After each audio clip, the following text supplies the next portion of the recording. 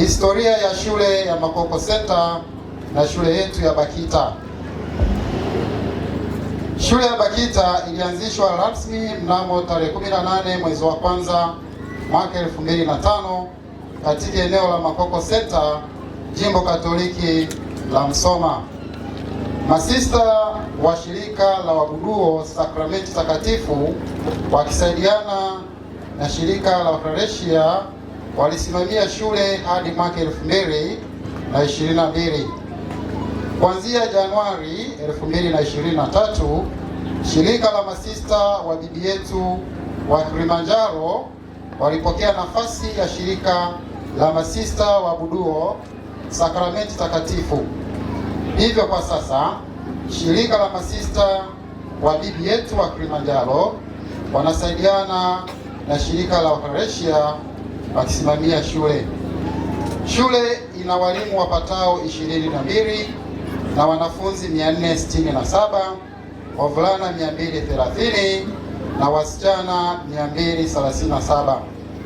Shule yetu ina historia ya kufanya vizuri katika nyanja zote, hususan kitaaluma, kwani wanafunzi waliohitimu mwaka jana 2025 walikuwa 40. Walifaulu daraja la kwanza yani A tu ambao walikuwa ni 40, na wote walichaguliwa kuendelea na elimu ya sekondari, na miongoni mwao wanafunzi 4 walichaguliwa katika shule ya vipaji maalum. Wastani wa shule ulikuwa ni 276.500 daraja A. Hivyo ni imani yetu kama shule kuwa hawa watafanya vizuri zaidi, kwani wameandaliwa na wamejiandaa vya kutosha. Ndugu mgeni rasmi, hadi kufika leo hii shule ina wahitimu wapatao 611. Miongoni mwao wapo wanaosoma elimu ya sekondari, vyuo vya ufundi na wengine elimu ya juu. Pia wapo wanaofanya kazi ndani na nje ya nchi. Mafanikio. Mheshimiwa mgeni rasmi, shule yetu imefanikiwa kuwa na kamati ya shule ambayo wanahakikisha dira na lengo la shule linafikiwa.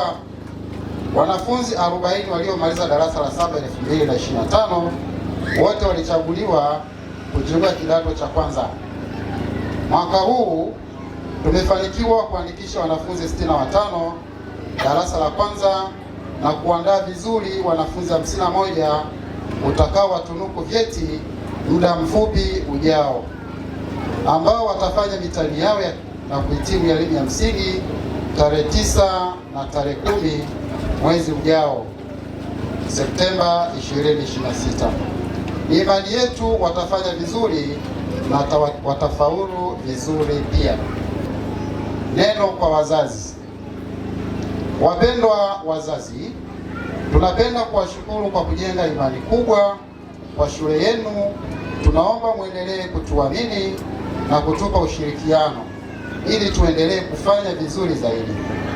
Tunaomba muendelee kukaza malezi na ulinzi kwa watoto, kwani usalama wao unategemea sana ukaribu uliopo kati ya mwalimu na mtoto, vilevile na mzazi.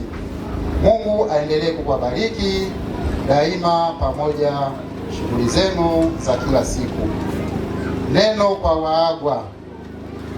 Wanangu wapendwa, leo hii mmeweka msingi wa kujenga nyumba yenu ili kukamilisha nyumba hiyo, yaani kufikia malengo ya maisha. Ni lazima mzingatie yafuatayo: nidhamu ya maisha, kujituma, uvumilivu na kumshirikisha au kumtanguliza Mungu daima katika mafanikio na changamoto mtakazokutana nazo katika maisha, bila kusahau matumizi sahihi ya muda. Fanyeni kila jambo kwa wakati wake.